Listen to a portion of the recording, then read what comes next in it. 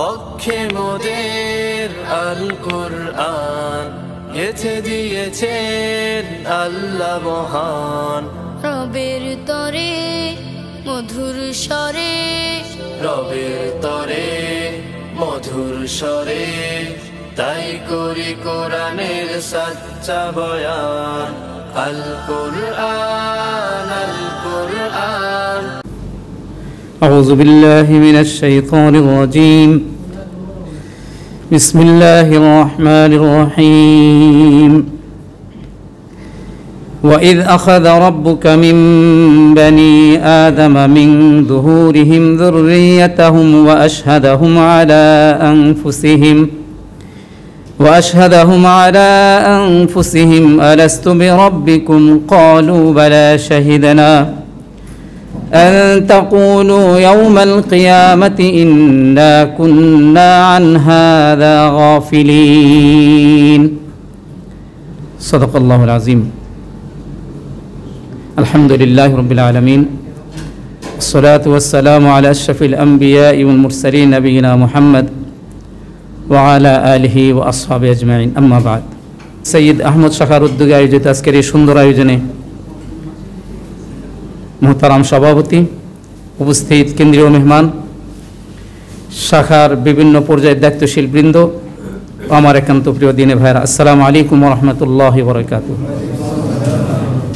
আল্লাহ রাব্বুল ইজ্জত ওয়াল জালাল তার দরবারে শানে অসংখ্য শুকর আর সুজুদ যে আল্লাহ সুবহানাহু ওয়া তাআলা আমাদেরকে পবিত্র জুমাবার দিন সালাতুল জুমা আদায় করার পরে এই সুন্দর আয়োজনে আমাদেরকে একত্রিত হয়ে বসার আল্লাহ সুযোগ করে দিলেন। মনিবের দরবারে কালিমাতুশ শুকুর আমরা পড়ি আলহামদুলিল্লাহ।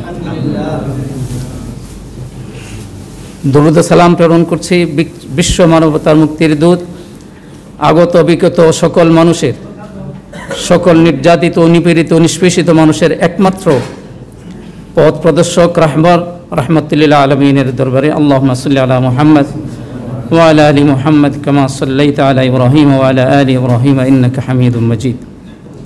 প্রিয় ভাইরা, পূর্ব নির্ধারিত বিষয়ে আলোচনা করার জন্য আমি আদিষ্ট হয়েছি, আমাকে আমর করা হয়েছে, হুকুম করা হয়েছে। বিষয়টি ইতিপূর্বে আমি যাদের সামনে কথা বলতেছি, আপনারা ইতিপূর্বে নিশ্চয়ই অনেকবার এই বিষয়ের উপর কথা শুনেছেন। তো বিষয়টি গুরুত্বপূর্ণ বিধায় আলোচিত বিষয়টি আবার আলোচনা করার জন্য আমাকে বলা হয়েছে। বলা চলে চর্বিত চর্বণ, কিন্তু বিষয়টি অত্যন্ত গুরুত্বপূর্ণ। শপথের আলোকে মুমিনের জীবন, শপথের আলোকে মুমিনের জীবন। এই শপথটা শুরু হয়েছিল আদিকাল থেকে নয়, বরং কোরআনে কারীমের কথা অনুযায়ী আল্লাহ রাব্বুল ইজ্জত ওয়াল জালাল ইরশাদ করেন, ওয়া ইদ আখাযা রাব্বুকা মিন বানি আদামা মিন যুহুরিহিম যুররিয়াতাহুম ওয়া আশহাদাহুম আলা আনফুসিহিম আলাস্তু বিরাব্বিকুম ক্বালু বালা শাহিদনা আন তাকুলু ইয়াওমাল কিয়ামাতি ইন্না কুন্না আন হাযা গাফিলিন। ইয়ানি, আর যখন তোমার পালনকর্তা বনি আদমের পৃষ্ঠদেশ থেকে বের করলেন তাদের সন্তানদেরকে এবং নিজের উপর তাদেরকে প্রতিজ্ঞা করালেন, আমি কি তোমাদের প্রভু নই? আমি কি তোমাদের পালনকর্তা নই?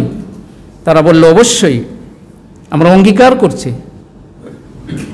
আবার না, কিয়ামতের দিন বলতে শুরু করে যে এই বিষয়টির ব্যাপারে আমরা গাফেল ছিলাম। তো সমস্ত রূহের জগতে রূহকে একত্রিত করেই আমাদের কাছ থেকে এই অঙ্গীকার নেওয়া হয়েছিল। রূহের জগতে আরেকটা অঙ্গীকার নেওয়া হয়েছিল, যেখানে উপস্থিত ছিলেন সমস্ত নবীদের রূহ। ওইখানে সাধারণ উম্মতের রূহ ছিল না, সেখানে শুধু নবীদের রূহ ছিলেন। সেই নবীদের রূহদের কাছ থেকেও একটা অঙ্গীকার নেওয়া হয়েছিল।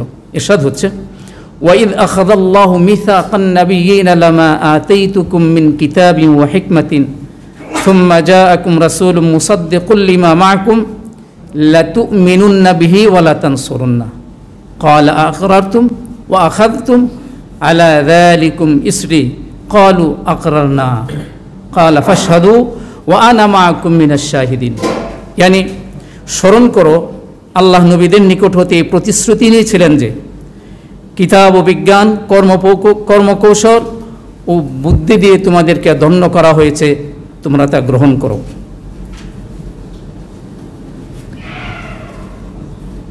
কাল অপর কোনো নবী তোমাদের নিকট ঠিক সেই শিক্ষা নিয়ে যদি আসেন, তখন তোমাদের নিকট পূর্ববর্তী বর্তমান যা আছে তা নিয়ে, তবে তার প্রতি তোমাদের ঈমান আনতে হবে। এ কথা বলে আল্লাহ জিজ্ঞাসা করলেন, তোমরা কি ইহার অঙ্গীকার করছো এবং এই সম্পর্কে আমার নিকট হতে প্রতিশ্রুতির গুরুদায়িত্ব নিতে প্রস্তুত আছো? তারা বলল, হ্যাঁ, আমরা স্বীকার করছি। ক্বালু আকরারনা। আল্লাহ বললেন, ক্বালা ফাশহাদু। নবীর রুহেরা বলল, হ্যাঁ। আল্লাহ বললেন, তোমরা সাক্ষী থাকো। ক্বালু আকরারনা ক্বালা ফাশহাদু, তোমরা সাক্ষী থাকো। ওয়া আনা মাআকুম মিনাশ শাহিদিন, আমিও তোমাদের সাথে সাক্ষী রইলাম। কে বললেন? আল্লাহ রাব্বুল ইজ্জত ওয়াল জালাল। অর্থাৎ দুটা শপথ ওখানে হয়ে গেছে, আল মারওয়াহ। একটা সমস্ত রূহদের, আর একটা হচ্ছে নবীদের রূহ। নবীদের রূহ কিন্তু আমাদের সাথেও ছিল, কিন্তু ওনাদের কাছ থেকে আবার আলাদা শপথ নেওয়া হয়েছে।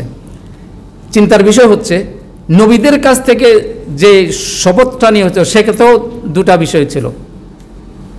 লা তুমিনুন্না বিহি, তোমরা তার উপর ঈমান আনবে। ওয়ালা তানসুরুন্না, এবং তোমরা তাকে কি করবে? সহযোগিতা করবে, সাহায্য করবে। এই দুটা কথা মনে রেখে পরবর্তী আয়াতটা আল্লাহ কি বলছেন? ফামান তাওয়াল্লা বাদা যালিকা ফাউলাইকা হুমুল ফাসিকুন। এরপর যে নিজের প্রতিশ্রুতি ভঙ্গ করবে, এ ওয়াদা ভঙ্গ করবে, ফাউলাইকা হুমুল ফাসিকুন আই ফাউলাইকা হুমুল কাফিরুন। অর্থাৎ এই শপথ ভঙ্গ করার কোনো সুযোগ নাই, এক মুহূর্তের জন্য নাই। প্রিয় ভাইরা, এই পর্যায়ে আমি আমার ভাইদের খেদমতে আরজ করতে চাই, বাংলাদেশ কোরআন সুন্নাহ পরিষদের কাছেও আমরা একটা শপথ দিয়েছিলাম, আমাদের নিশ্চয় মনে আছে। তো সেই শপথের কথাগুলি আমরা এই মুহূর্তে একটু স্মরণ করে নিই।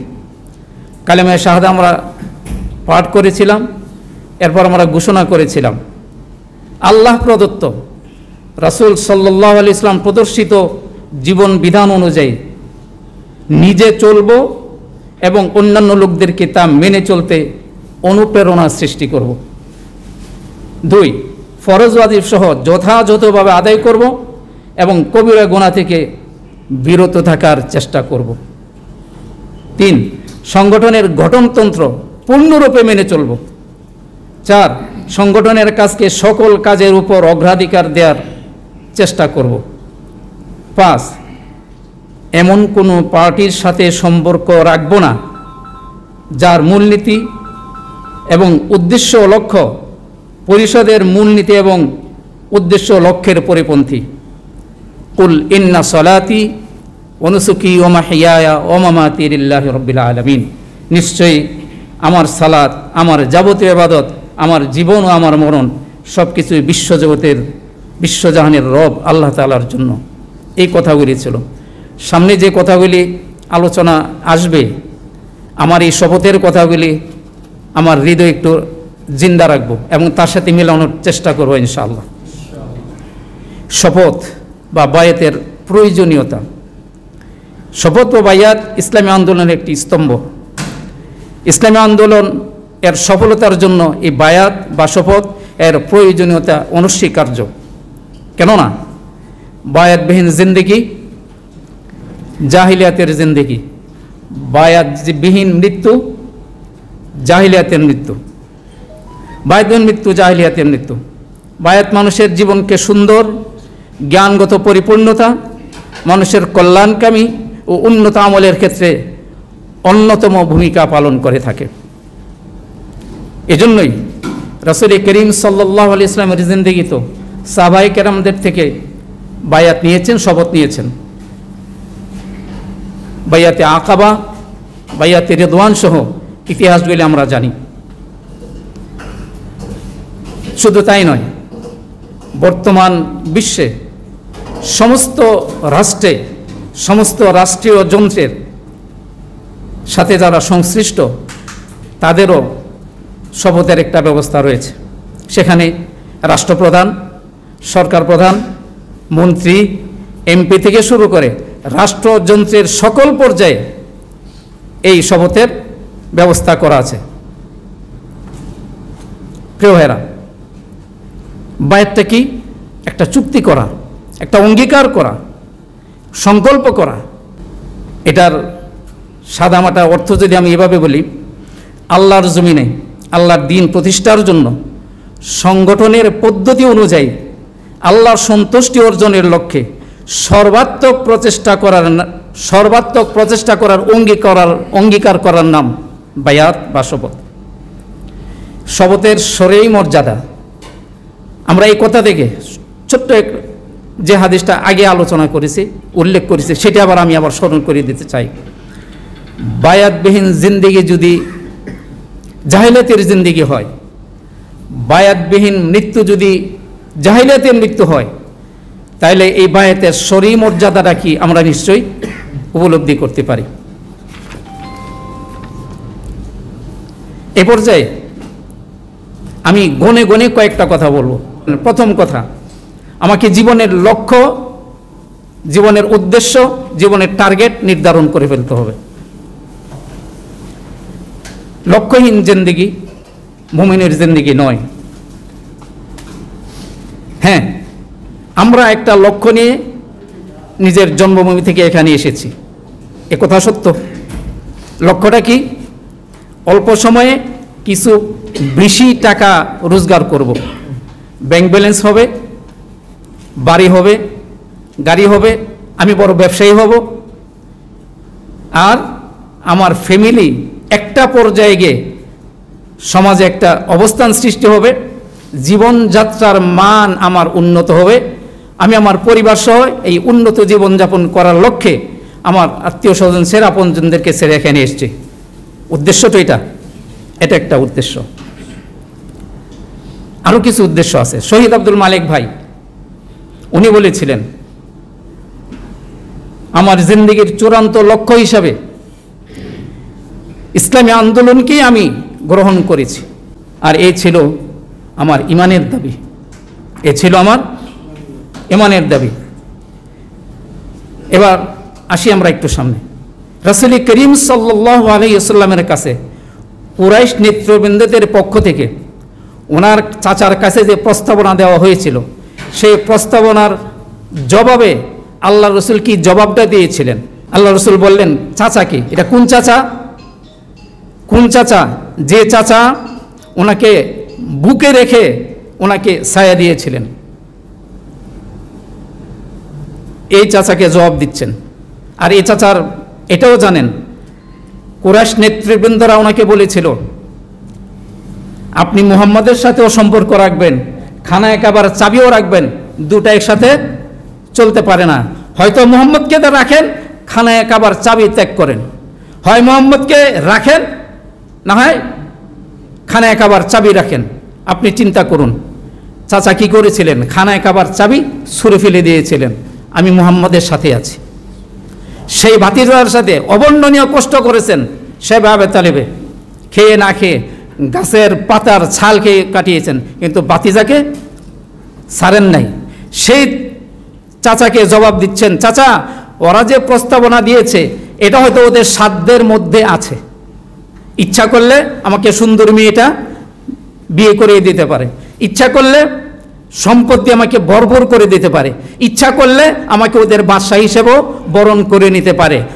কিন্তু আমি বলতে চাই, যদি আমার ডান পাশে সূর্যটা দেওয়া হয়, বাম পাশে চন্দ্রটা দেওয়া হয়, আমার মিশন থেকে, আমার উদ্দেশ্য থেকে এক বিন্দু পরিমাণ আমি বিচ্যুত হব না। কেউ থাকুক চাই না থাকুক, হাত থেকে আপনিও যদি না থাকেন, আমার করার কিছু নাই। কিন্তু শুনে নেন, আমার চিন্তা, আমার চেতনা, আমার মিশন, আমার ভিশন চলতে থাকবে ততক্ষণ পর্যন্ত যতক্ষণ না আল্লাহর জমিনে আল্লাহর দ্বীন প্রতিষ্ঠিত হয়ে যায়। নচেত আল্লাহর জমিন, আল্লাহর দিন প্রতিষ্ঠা হবে, নয়তো মুহাম্মদের লাশ এখানে জমিনে পড়ে থাকবে। এ হলো জীবনের লক্ষ্য উদ্দেশ্য। প্রিয় ভাইরা, এরপরে এটা হলো প্রথম কথা, আমি আর সামনে যাচ্ছি না। দ্বিতীয় কথা, ইমানের উপর আমৃত্য দাঁড়িয়ে থাকতে হবে। ইমানের উপর সাহাবায়ে কেরামদের ইমানের ব্যাপারে আব্দুল্লাহ ইবনে ওমর রাদিয়াল্লাহু তাআলা বলেছেন, আল ঈমানু ফি কুলুবিহিম আ'যামু মিনাল জাবর। বলেছিলেন, হে কাতাদা, উহুদের পাহাড় যেমন জমিনে দাঁড়িয়ে আছে, সাহাবাদের কলবে এর চাইতেও কঠিন এবং মজবুত ভাবে ঈমান তাদের অন্তরে বসে গিয়েছিল। মুমিনের মাথার উপর করাত রেখে বলা হয়েছিল, ঈমান ত্যাগ করো। বলছে, না, ঈমান ত্যাগ করবো না। জীবিত মানুষটা জ্যান্ত মানুষটাকে চিরে দ্বিখণ্ডিত করা সম্ভব হয়েছিল, তাদের অন্তর থেকে ঈমান বিচ্ছিন্ন করা সম্ভব হয় নাই। লোহার চিরুনি দিয়ে তাদের হাড্ডি থেকে গোশত বিচ্ছিন্ন করা সম্ভব হয়েছিল, কিন্তু তাদের দিল থেকে ঈমান বিচ্ছিন্ন করা সম্ভব হয় নাই। এখন আমার ঈমানটা কোথায় আছে?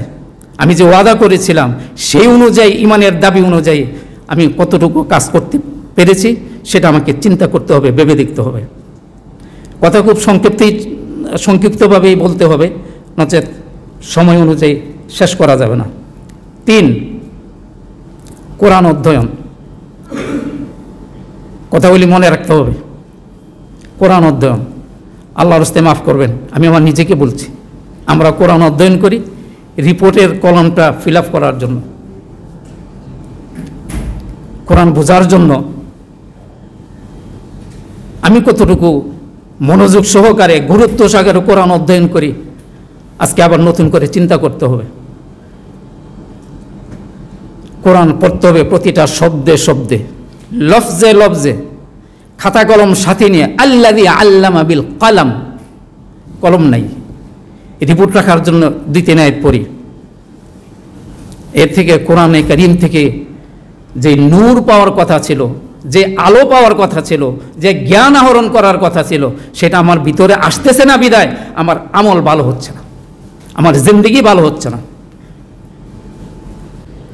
আবু শুআইব খাজাই রাদিয়াল্লাহু তাআলা বলেন, আল্লাহর রাসূল একদিন আমাদের সামনে আসলেন। খারাজা আলাইনা রাসূলুল্লাহ সাল্লাল্লাহু আলাইহি ওয়াসাল্লাম।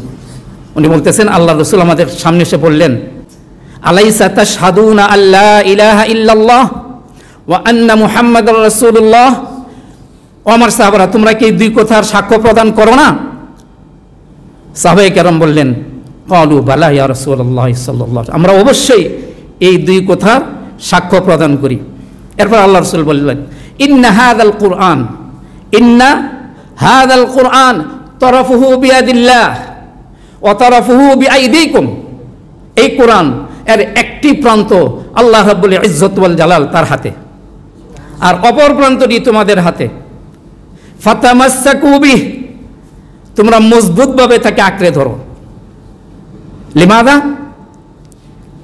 যদি মজবুতভাবে আঁকড়ে ধরি কি হবে? ফাতামাসসাকু বিহি ফাইন্নাকুম লান তাদিল্লু ওয়া লান তাহলিকু বাদাহু আবাদা, আও কামা ক্বালা আলাইহিস সালাতু ওয়াসসালাম। বলছে, তোমরা যদি কোরআনকে আঁকড়ে ধরো তাহলে ফাইন্নাকুম লান তাদিল্লু, তোমরা পথভ্রষ্ট হবে না, তোমাদেরকে কেউ পথ ভ্রষ্ট করতে পারবে না, তোমরা পথ হারিয়ে যাবে না। ওয়ালান তাহলিকু বাদাহু আবাদা, তোমরা হালাক হয়ে যাবে না, বরবাদ হয়ে যাবে না, ধ্বংস হয়ে যাবে না, তোমাদেরকে কেউ বরবাদ করতে পারবে না, ধ্বংস করতে পারবে না। কতদিন? বাদাহু আবাদা, কখনোই না। কার কথা বলা হয়েছে? আল্লাহর কালাম। এটা আল্লাহর কালাম। হাবলুল্লাহ, হাবলুল্লাহ, আল্লাহর রশি, হাবলুল মাতিন, মজবুত রশি। এটা যদি ধরে রাখি কি হবে? এই রশি ধরে টেনে আল্লাহ সুবহানাহু ওয়া তাআলা আমাদেরকে আল্লাহর কাছে নিয়ে যাবেন, আমাদেরকে জান্নাত দিবেন। সেই আল্লাহর কালাম তেলাওয়াত করার জন্য আমার সময় হয় না। অন্য হাদিসে আল্লাহ রাসূল বলতেছেন, ইন্না লিল্লাহি আহলিনা মিনান নাস, নিশ্চয়ই মানব জাতির মধ্য থেকে কিছু মানুষ রয়েছে যারা আহলুল্লাহ, আল্লাহর পরিবারভুক্ত। সাহাবায়ে কেরাম বললেন, মান হুম ইয়া রাসূলুল্লাহ, এটা কে, এরা কারা যারা আল্লাহর আহলভুক্ত, আল্লাহর পরিবারভুক্ত? আল্লাহ রসুল বললেন, আহলুল কুরআনি হুম আহলুল্লাহ। আর হইল আহলুল কোরআন, যাদের সম্পর্ক আল্লাহর কালামের সাথে, যারা আল্লাহর কালামকে সাথী বানিয়ে নিয়েছে, এরা হলো আহলুল কোরআন। আর আহলুল কোরআন যারা, এরা আহলুল্লাহ। ও আহলুল কোরআনি হুম খাসা,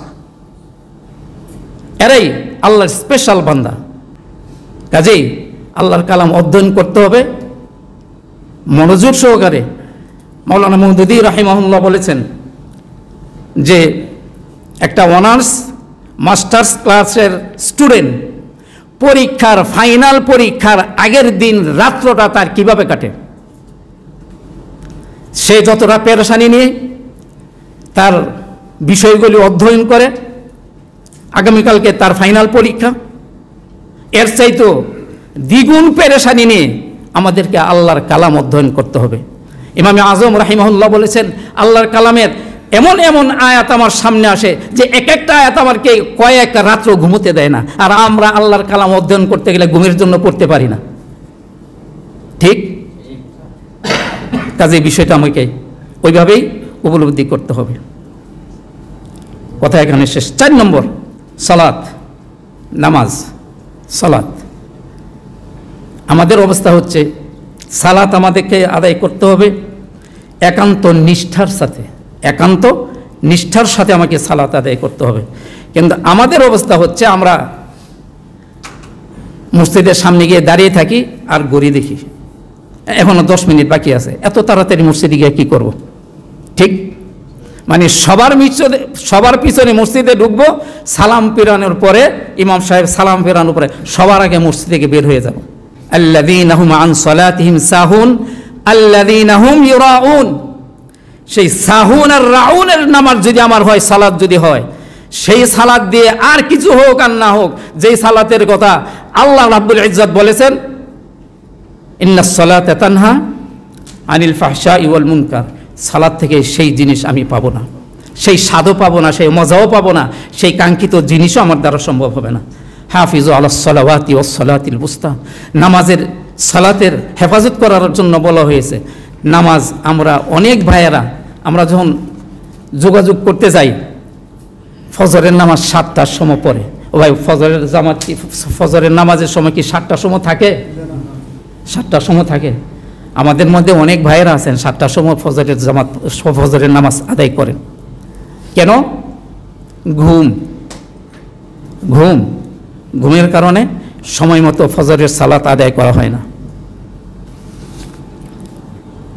আল্লাহ রাসূল সাল্লাল্লাহু আলাইহি ওয়াসাল্লাম হযরত মুআজ রাদিয়াল্লাহু আনহু বলেন, হে মুআজ, এক ওয়াক্ত নামাজ কাজা করবে না। নামাজ এক ওয়াক্ত ইচ্ছাকৃতভাবে এক ওয়াক্ত নামাজ করার সাথে সাথে আল্লাহর সম্পর্কটা তোমার ছিন্ন হয়ে যায়। মান তারাকা সালাতান মাকতুবাতান মুতাআম্মিদান ফাকাদ ফারিয়াত মিনহু যিম্মাতুল্লাহি আযজা ওয়া জাল। কেউ করে ইচ্ছাকৃতভাবে সালাত এক ওয়াক্ত কাজা করে, সাথে সাথে আল্লাহর জিম্মা থেকে সে বের হয়ে যায়, আল্লাহর জিম্মায় থাকে না। সেই নামাজ এত অবহেলার নামাজ, এত অবহেলার নামাজ। সুন্নত কখন পড়বে, নফল কখন করবে, সময় নাই, সময় নাই। আল্লাহর রাস্তায় মাফ করবেন, আমি আমার নিজেকে বলছি। সালাম ফেরানোর পরে মসজিদে বসে একটু দোয়া করা, দোয়া কবুলের সুন্দর একটি সময়, বাইনাল আযান ওয়া বাইনাল ইকামা। আমরা তখন বাহিরে দাঁড়িয়ে দাঁড়িয়ে গল্প করি, অথচ আল্লাহ তখন তার রহমত নিয়ে, তার দয়া নিয়ে, তার করুণা নিয়ে আমার জন্য মসজিদের ভিতরে অপেক্ষা করতেছেন। আর আমি তখন বাইরে দাঁড়ায় গল্প করি। নিশ্চয়ই আমাদের সামনে যে সমস্ত ভাইয়েরা আছেন, আমরা কিন্তু এরকম করি না, তাই না? সালাম ফেরানোর পরে দোয়া কবুল হওয়ার আরেকটা উত্তম সময়, ফরজ নামাজের সালাম ফেরানোর পরে দোয়া কবুল হয়। তখনও শয়তান, ইবলিস, কোন ইবলিস আমার ঘাড়ে আসা সোয়ার হয় যে সালাম ফিরানোর সাথে সাথে আমি মসজিদের বাইরে দাঁড়াই গিয়া মোবাইল, নচেত গল্পগুজব। আপনাদের খারাপ লাগতেছে? আমার প্রতি মনক্ষুণ্ণ হচ্ছেন? প্রিয় ভাইয়েরা, এটা একবারে কঠিন বাস্তবতা। আমরা যে সালাতের সাথে আমরা কি ব্যবহারটা করি, আমরা আল্লাহর সাথে, আল্লাহর হুকুমের সাথে কি আচরণটা করি, এটি হলো বাস্তব নমুনা। হযরত মেরাজের রজনীতে আল্লাহ রসুল সাল্লাল্লাহু আলাইহি সাল্লাম মেরাজে ইব্রাহিম আলাইহিস সালামের সাথে সাক্ষাৎ হয়েছিল। সালাম কালাম নেওয়ার পরে ইব্রাহিম আলাইহিস সালাম বললেন, হে মুহাম্মদ ইবনে আব্দুল্লাহ, তুমি সমস্ত মানব কুলের মধ্যে শ্রেষ্ঠতম মানব, আমার বংশের শ্রেষ্ঠতম সন্তান, তোমাকে ওয়েলকাম, সাদর সম্ভাষণ, এবং তোমার মাধ্যমে তোমার উম্মতদেরকেও আমার সালাম। তবে তোমার উম্মতদেরকে একটা কথা বলো, সুবহানাল্লাহ, আলহামদুলিল্লাহ, লা ইলাহা ইল্লাল্লাহ, আল্লাহু আকবার, এই জিকিরটা একটু বেশি করে করার জন্য। কারণ এই জিকির করবে আর জান্নাতে তার বাগান রচিত হবে, বাগান। একবার সুবহানাল্লাহ, বিশ্বাস করেন, একবার সুবহানাল্লাহ বলার জন্য আল্লাহর পক্ষ থেকে যদি তৌফিক না হয়, একবার সুবহানাল্লাহ বলা যাবে না। এটাও আল্লাহর পক্ষ থেকে মঞ্জুর হওয়া লাগবে। কারণ সুবহানাল্লাহ বলবেন তো আপনার জন্য জান্নাতে একটা গাছ তৈরি হবে, যেই গাছটার ছায়া 70 বৎসর পর্যন্ত গোরসোয়ার তাজা গোড়া দেয়া দৌড়ায় শেষ করতে পারবে না। এই জন্য ইব্রাহিম আলাইহিস সালাম বললেন, তোমার উম্মতদেরকে এই কথাটা বলবে বেশি বেশি এই জিকিরটা করার জন্য। আমি আমাকে নিজেকে বলছি, জীবনের সময় পরন্ত বেলা আমার পিছনের দিকে তাকিয়ে দেখি সব জিরো, সব খালি, সব শূন্য। জীবনটা কি কাজে পাঠালাম, কি কাজে ব্যয় করলাম? জি, এবার দায়ী হওয়ার যোগ্যতা অর্জন করতে হবে। দায়ী ইলাল্লাহ, এটার যোগ্যতা আমাদেরকে অর্জন করতে হবে। এই জন্য কি করা লাগবে? একবিংশ শতাব্দীর দায়ী হতে হলে কথা বলার শিল্প আত্মস্থ করতে হবে। কথা বলার শিল্প আত্মস্থ করতে হবে, লেখার অভ্যাস করতে হবে। আপনি যত অধ্যয়ন করবেন, কলম খাতা নেবেন, আপনি ভাষা চর্চা করবেন, ভালো সুন্দর ভাষাগুলি আপনি আয়ত্ত করবেন, একজন ভালো আলোচক, একজন ভালো দায়ী। আপনি যদি যোগ্যতার সাথে, দক্ষতার সাথে আপনি দায়ীর ভূমিকা পালন করতে চান, তাইলে আপনাকে ভালো একজন আলোচক হওয়া লাগবে। ভালো একজন আলোচক হওয়ার জন্য আপনাকে অবশ্যই ভাষা জ্ঞান, আপনাকে সমৃদ্ধশালী হতে হবে। ভাষা জ্ঞান নাই, সম্ভব না। ফেসবুক আর ইউটিউবের পিছনে জীবনের যতটা সময় আমি ব্যয় করি, আজকে এখানে বসে বুকে হাত দিয়ে বলেন কোরআন অধ্যয়ন করার জন্য, দাওয়াতি কাজের জন্যে, আপনার এক ভাইকে আপনি কথা দিয়েছিলেন তার সাথে যোগাযোগ করার জন্য, আপনার টার্গেটকৃত প্রাথমিক সদস্যের সাথে যোগাযোগ করার জন্য, সদস্যদের সাথে যোগাযোগ করার জন্য, সাংগঠনিক সমস্ত কাজের সময়টা একসাথে করলে, কোরআন অধ্যয়নের সময়টা একসাথে করলে, আর আপনার ইউটিউব আর কি বলে এটাকে ফেসবুকের পিছনে যে সময়টা ব্যয় করেন, আপনি দেখেন কতটুকু সময় এটার পিছনে ব্যয় হয় আর ওইটার পিছনে কতটুকু সময় ব্যয় হয়। বেহুদা। আমি আশরাফুল করিম যদি একবারের জন্য ফেসবুক ওপেন না করি, ফেসবুকগুলোর কি আইব যাব? আমার ক্ষতি হচ্ছে 5 মিনিট 2 মিনিট দেখি, এমন ঘন্টা যে কখন দিয়ে কোন দিক দিয়ে চলে গেছে আমার খবর নেই। শুধু সময় যায় নাই, আপনার ইমান গেছে, আমল গেছে, স্বাস্থ্য গেছে, দিন গেছে, আমল গেছে, সব বরবাদ এই ফেসবুক, এই ইউটিউব। আমার কথাটা কঠিন হয়ে যাচ্ছে না? আপনারা আমার উপর রাগ হবেন, কিন্তু বাস্তবতা আপনি একটু চিন্তা করুন। অধ্যয়ন করার সময় নেই। বলছিলাম, দায়ী হওয়ার জন্য কথার শিল্প আপনাকে আত্মস্থ করতে হবে, সুন্দর সাহিত্যিক ভাষা আপনাকে আত্মস্থ করতে হবে, চেষ্টা করতে হবে। আমাদের ভাইয়েরা আলোচনা করতে গেলে কোরআন শরীফ আয়াতগুলি সঠিকভাবে আমরা তেলাওয়াত করতে পারি না। আছে না ভাই আমাদের মধ্যে এরকম? এটাকে আমরা কি সঠিক ব্যবহার করতে পারি না? মোবাইলের মধ্যে এখন কোরআন শরীফের অ্যাপসগুলি আছে, আপনি একটা আয়াত নির্ধারণ করেন, এই আয়াতটা আপনি ডাউনলোড করেন, আর কত সুন্দর ব্যবস্থা, কত সুন্দর ব্যবস্থা। শাব্দিক অর্থ সহ এক একটা আয়াত এখানে দেওয়া আছে। আপনি এটা ডাউনলোড করেন, কানে লাগে আপনি কাজ করেন, ডিউটিতে যাচ্ছেন আপনি শুনতে থাকেন, একবার দুইবার তিনবার।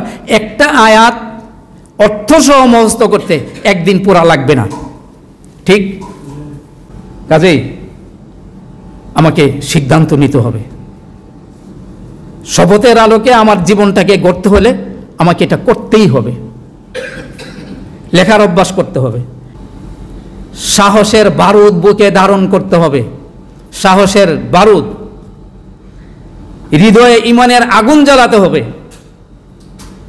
কারণ একবিংশ শতাব্দীর দায়ী হওয়ার জন্য দুর্দান্ত সাহসী মানুষের প্রয়োজন, দুর্দান্ত সাহসী মানুষের প্রয়োজন, যারা চোখকে বলবে, নিজের চোখকে আল্লাহ হুকুম করেছেন এটা দেখা যাবে না, আমি দেখব না, এই সিদ্ধান্ত যারা কঠিনভাবে নিতে পারবে, নিজের ওপর আগে সবচাইতে বড় হুকুমদারি চালাইতে পারবে, এরা একবিংশ শতাব্দীর জন্য এরা যোগ্যতম দায়ী হওয়ার যোগ্যতা রাখে। ইয়া আইয়ুহাল মুদ্দাসসির কুম ফাআনদির, অলসতার চাদর আমার গায়ে থেকে ছুঁড়ে ফেলতে হবে, অজ্ঞতার জাল ছিন্ন করে ফেলতে হবে। আমি এটা জানি না, আমাকে জানতে হবে, আমি জানি না, আমাকে জানতে হবে, বুঝি না, আমাকে বুঝতে হবে। যেখানে গেলে আমি জানবো, যে পথে গেলে আমি বুঝবো, সেখানে আমাকে যাইতে হবে, সেখান থেকে আমার বুঝ আমাকে আনতে হবে। আলসেমির সুযোগ এখানে নেই। কাজেই আমার সামনে, আমার পিছনে, আমার ডানে, আমার বামে, চেনা অচেনা, পরিচিত অপরিচিত, এই বিলা ওই বিলা, এই বিলা সেই বিলা, রাস্তাঘাটে যত মানুষ আছে, আমরা দাওয়াতি কাজ ব্যাপকভাবে করতে হবে। 6 নম্বর, গুনাহ থেকে হিজরত করতে হবে। কিসের থেকে? গুনাহ থেকে হিজরত করতে হবে। হিজরত অর্থ বোঝেন তো? ফিরে আসা। হিজরত অর্থ ফিরে আসা।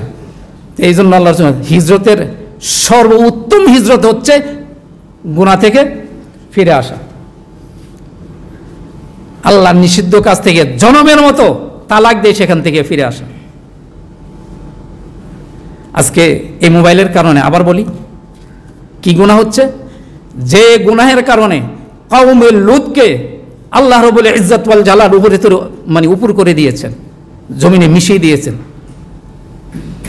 আর বর্তমানে এই ভয়ঙ্কর কবিরা গুনাহ সমাজের রন্ধ্রে রন্ধ্রে প্রবেশ করেছে। আমি সেই গুনার মধ্যে শামিল আছি কিনা জানি না, কারণ এই মোবাইল এমন এক চিজ, আপনি যখন একাকী থাকেন আপনাকে কোথায় নিয়ে যাবে আপনি চিন্তাও করতে পারবেন না, কল্পনাও করতে পারবেন না। সবাই ঘুমিয়েছে, আমরা যাইতো বিভিন্ন রুমে, লেপ কম্বল এভাবে গায়ের নিচেতে দিয়ে এরপরে লেপের ভিতরে এরপরে দেখে, কানের মধ্যে আবার দুইটা আছে আওয়াজ যাতে কেউ না শুনে। আর সেফ থাকার জন্য আর কারো যাতে ডিস্টার্ব নয়, এদিকটা ভালো, কারো যাতে ডিস্টার্ব নয়, উনি ভালো জিনিস দেখতেছেন, ভালো জিনিস দেখতেছেন।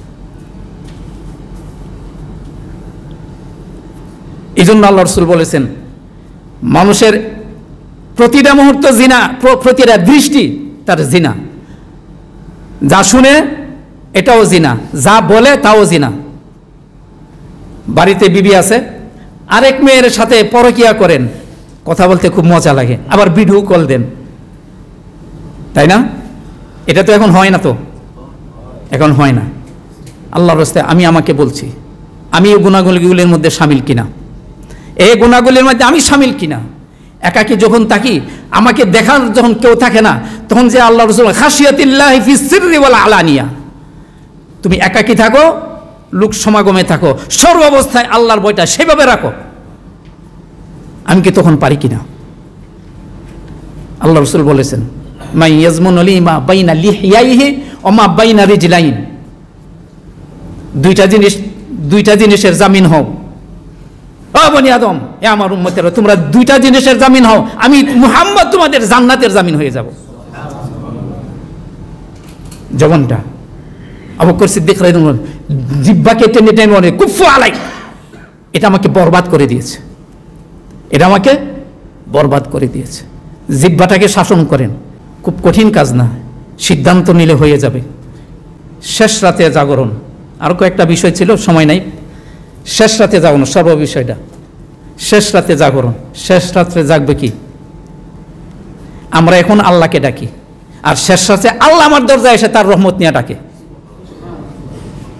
এরপর আমার ফজরের জামাত কাজা হয়, আল্লাহ তার রহমত নিয়ে আমার দরবারে আসেন, আমার দরজায় এসে ঠকঠকায়। কিভাবে ঘুম হয়? ঘুম আসে কিভাবে? হোয়াট? ওই সময় আল্লাহর মুমিন বান্দা ঘুমিয়ে থাকতে পারে? কিভাবে ঘুম আসে? আশ্চর্য ব্যাপার, আজীব। আল্লাহ তার রহমত নিয়ে আমার দরজায় খটখটায়, আমি তখন ঘুমাই। লিমাদা? অথচ আপনি ভোররাত্রের তেলাওয়াতটা আল্লাহর কাছে অত্যন্ত প্রিয়, আর আমি তখন ঘুমাই। কাজেই আমাকে খুব সাংঘাতিকভাবে চিন্তা করতে হবে। মাঝখান দিয়ে আরেকটা ছোট কথা এরা বলে দিই, তোবা। হযরত মুসা আলাইহিস সালাম উনার উম্মতদেরকে নিয়ে মাঠে নামছেন, সলাতুল ইস্তিসকা আদায় করেছেন। কিসের জন্য? বৃষ্টির জন্য। বৃষ্টি হচ্ছে না। আল্লাহকে জিজ্ঞেস বললেন, আল্লাহ, সালাতুল ইস্তিসকা আদায় করলাম, দোয়া করলাম, বৃষ্টি তো হচ্ছে না। কয়, তোমার সামনে যারা আছে এর মধ্যে একজন এমন গুনাহগার আছে যে এর জন্য বৃষ্টি হচ্ছে না, এর বের করে দাও। উনি ঘোষণা করলেন, দেখান নাই। কিন্তু এই কথার মধ্যে থাকতেই কিছুক্ষণ পরে দেখলো যে বৃষ্টি নেমে গেছে। কেউ উঠে যায় নাই, কেউ বের হয় নাই। আল্লাহকে বললেন, আল্লাহ, তোমার এই কুদরতের লীলা খেলা বুঝলাম না। তুমি বুঝলা এখানে এমন গুনাহগার আছে তার জন্য বৃষ্টি হচ্ছে না, মানে আমি তো এখান থেকে কেউ বের হইতে যাই দেখলাম না, বৃষ্টি তো এখনই নেমে গেল। কয়, মুসা, যার জন্য বৃষ্টি হয় নাই সে এমন তওবা করেছে যে এখন তার তওবার কারণে বৃষ্টি না দিয়ে আমি আর পারলাম না, তার কারণে এখন বৃষ্টি দিলাম। আল্লাহর প্রিয় পাত্র হওয়ার জন্য, শপথের আলোকে আরো আমার জীবনটা সুন্দর করার জন্য, শপথের আলোকে খাঁটি মুমিন হিসেবে জীবনযাপন করার জন্য যে বিষয়গুলি আমার একান্ত প্রয়োজন, এক বৈঠকে এই সবগুলি কথা আলোচনা করা সম্ভব নয়। আপনারা সবাই বুঝমান মানুষ, অধ্যয়ন করবেন, লেখাপড়া করবেন, দাওয়াতি কাজ করবেন, আল্লাহর দরবারে ধর্ণা দিবেন, দোয়া করতে থাকবেন, এবং আপনি নিজে আপনার জন্য দোয়া করবেন, আপনার ভাইদের জন্য দোয়া করবেন। এভাবে যদি আমরা চলতে পারি, আমার দুনিয়ার জিন্দগিও সফল, আখিরাতের জিন্দগিও সফল ইনশাআল্লাহ। আমি এতক্ষণ যে কথাগুলি বললাম, আলোচনা করলাম, যদি ভুল বলে থাকে আল্লাহ আমাকে ক্ষমা করুন এবং আপনাদের স্মৃতি থেকে সেই কথাগুলি মুছে দেন। আর যেই কথাগুলি দুনিয়ার জিন্দগির জন্যে, আখিরাতের জিন্দগির জন্য আমার চলার ফাতেও হবে, সেই কথাগুলি আমাকে আমল করার তৌফিক দান করুন, এবং আপনারা যারা শুনেছেন আপনাকে ওই কথাগুলি আমল করার তৌফিক দান করুন। ওমা আলাইনা ইল্লাল বালাগ। আসসালামু আলাইকুম ওয়া রাহমাতুল্লাহি ওয়া বারাকাতুহু।